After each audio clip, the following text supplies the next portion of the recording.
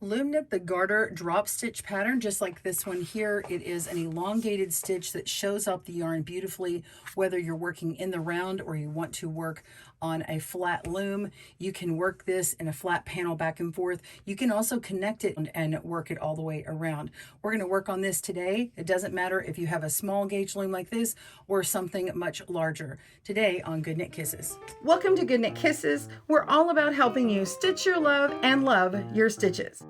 This stitch pattern is perfect for beginners because it works with an E-wrap stitch and a purl. You can't tell that it's E-wrapped, and it gets this really cool elevated look that shows off your yarn. Now again, you can use a small gauge loom like I'm using here, or you can use something spaced out much wider and bigger yarn. To get this written stitch pattern on our blog, be sure and click on the video description link below and get that, as well as my infinity scarf pattern that you can get here. This one is worked in a flat panel back and forth and joined on the ends for an infinity scarf, but I also have a video and a pattern for working the spring vine infinity scarf, which is worked in the round. If you have a much larger loom and you want to make it that way with just a few rows, you can work several rounds and get an infinity scarf that way. It just has a much longer bind off. All right, so get those in the video description link below. Grab your supplies, which is a loom and some yarn and your tool, and let's begin. This stitch pattern works with any number of stitches, whether you're working in the round or you work in a flat panel such as I'm doing right here. You're going to cast on in an E-wrap, double E-wrap method. I've casted on 40 stitches working from this direction all the way to here. And then you need a foundation row of purl. So cast on and purl, and then we're going to meet back up to do this 6-row repeat, which gets you these ridges and this elongated stitch for the drop stitch. Now, if you need reminder refresher videos, we have our lessons in casting on, the E-wrap stitch, and the purl stitch down in the video description link below. I will go over those stitches individually, but casting on, you'll need to do that yourself. So start your cast on over here, end here, and purl all the way back. Pause your video and I'll meet you right here. See you soon. This 6-row repeat will end after a purl row, and this is what it will look like when you start repeating your 6 rows. You can see this elongated drop stitch and then the purl row here. So I wanted you to see what this looks like because this video is just going to concentrate on those 6 rows, and it will look like this every time you start your new repeated section. When you're ready to bind off to make an infinity scarf, you will be binding off at this row here, but you can add a few more garter ridges to finish it off with a duplicated edge just like this one. So I just want you to see that in the beginning here. So go ahead and start row 1. I'm going to connect my ends, and it's a little bit easier to work. And go ahead and we're going to E-wrap row 1. Okay, go all the way around all pegs. Do not skip that first one. Don't slip it. And go ahead and go all the way around. Pause your video and I will meet you on your last stitch. See you soon. Go ahead and E-wrap these stitches, knit over to finish that E-wrap stitch. And then you can go ahead and start your row 2 of this repeat, which is purl. So this is the shortcut. You can go to the front here and start working your purl stitch immediately, and it's like you're working 2 rows in one. So you just purl across, work a few of these stitches, and then knit over the next several and continue working your purl stitches. Okay, now this one's looser because of course I've got my other elongated rows down below. Don't worry about that. Yours will be tighter the first time, and then whenever you've got your repeats on there, it'll be looser like this one is. Okay, go through and purl. Pause your video. I'll see you for the next row. See you soon. All right, you've finished rows 1 and 2 of your first garter stitch ridge, and now we need to do rows 3 and 4. You're going to E-wrap knit again and purl on the way back for that, and then we're going to work on the drop stitch row. If you'd like to eliminate this middle ridge here, you can just skip this part and go ahead and start on rows 5 and 6, where we're going to be wrapping our pegs and making that drop stitch. So go ahead and work the ridge if you'd like to do the 6-stitch repeat like I have here.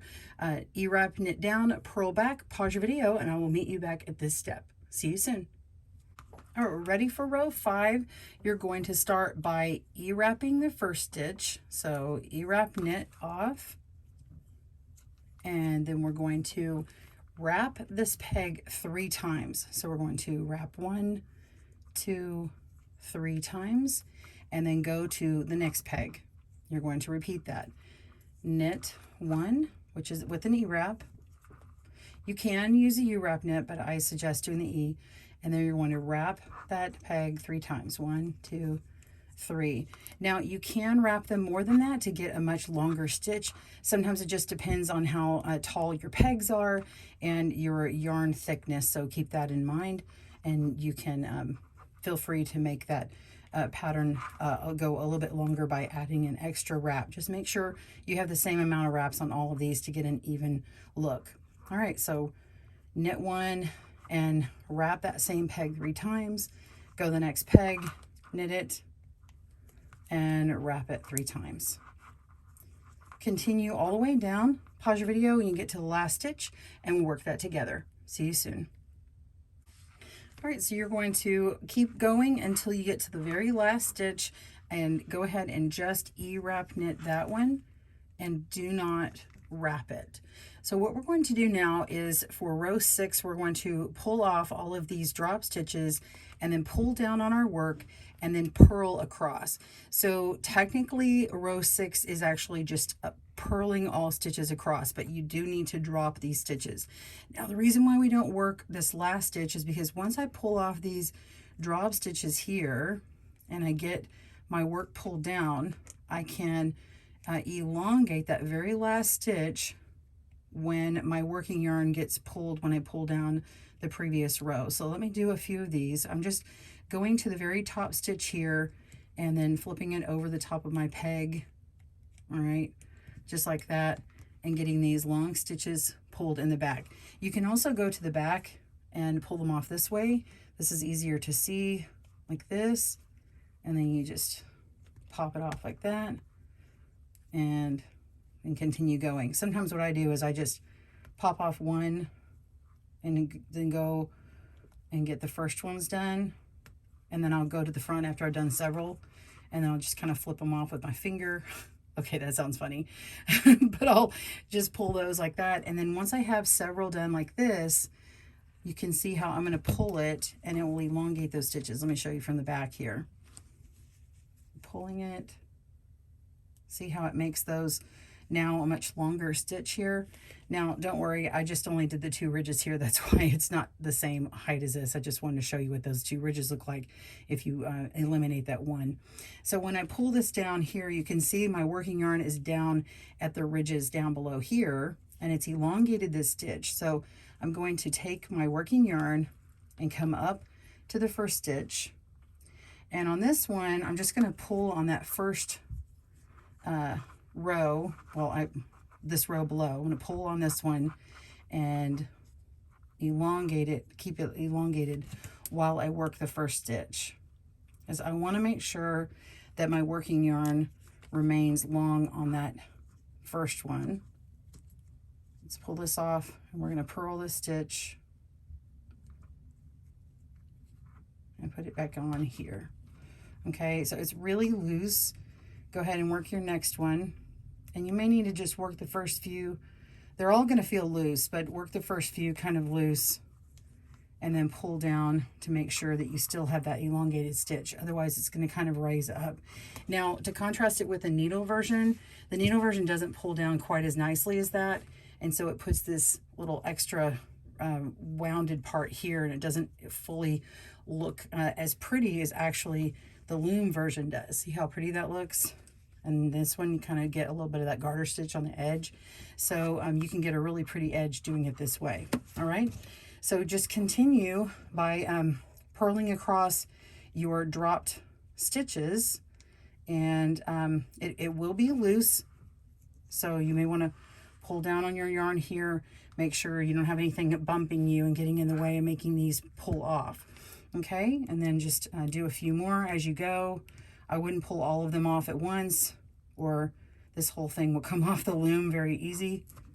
Okay, all right, so I just do several at a time, pull it down, and then work them across. You're just going to repeat that all the way down until the end, down here, and pull those off, elongate it, finish your last purl stitch, and you will be back to where we were in the beginning.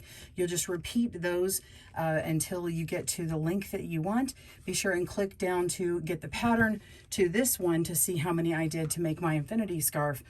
This right here represents one repeat is about 1.5 inches with this work here, so you can tell how long that will be if it's in the gauge that you're using.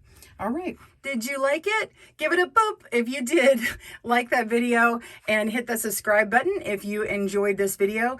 I'd love to see you for our next one. Be sure and tag me on Instagram if you post your projects. I love to get those at GoodKnitKisses and give me a follow there. I want to see what you've made. If you'd like to tell me what loom and yarn you made, be sure and comment down below. I'd love to hear it. Thanks for joining us today, where we help you stitch your love and love your stitches. See you again soon.